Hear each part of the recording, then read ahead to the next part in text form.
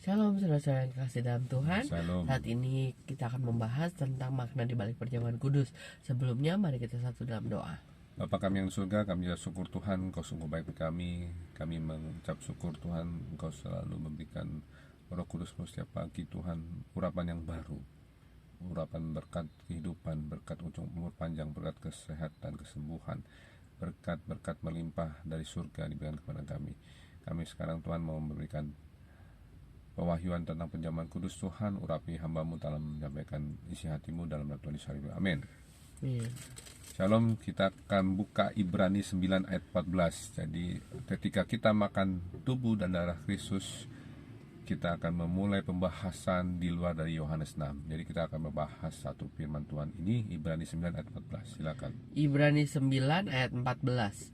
Betapa lebihnya darah Kristus yang oleh roh yang kekal telah mempersembahkan dirinya sendiri kepada Allah sebagai persembahan yang tak bercacat, akan menyucikan hati nurani kita dari perbuatan-perbuatan yang sia-sia, supaya kita dapat beribadah kepada Allah yang hidup. Amin. Jadi ini artinya betapa lebihnya darah Kristus. Jadi darah Kristus itu lebih, ya. Kenapa? Karena mempersembahkan dirinya sendiri, Tuhan kita ini menggantikan posisi kita yang harusnya dihukum karena dosa-dosa kita, kepada Allah mempersembahkannya sebagai persembahan yang tak bercacat.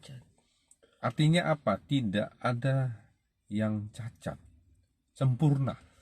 Makanya Tuhan Yesus Kristus sebagai 100% Tuhan Allah, 100% manusia, mempersembahkan dirinya sebagai persembahan yang tak bercacat. Tujuannya untuk apa? Ketika makan tubuh dan darah Kristus, kita ini akan disucikan hati nurani kita dari perbuatan-perbuatan yang sia-sia. Artinya apa? Perbuatan yang sia-sia ini akan terus bisa melekat kepada setiap anak Tuhan, orang percaya.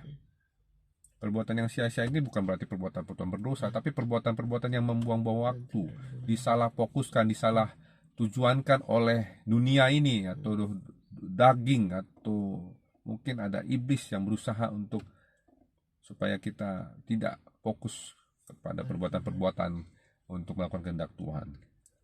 Supaya apa? Supaya kita dapat beribadah kepada Allah yang hidup. Jadi ibadah itu adalah eklesia kita nih, gereja. Tubuh kita ini adalah bait Roh Kudus untuk beribadah kepada Allah yang hidup. Maksudnya kita sebagai imam itu, ya, sebagai gembala, walaupun bukan gembala gereja, tapi gembala di dalam tubuh kita ini, kita menjangkau jiwa-jiwa yang belum mengenal Allah.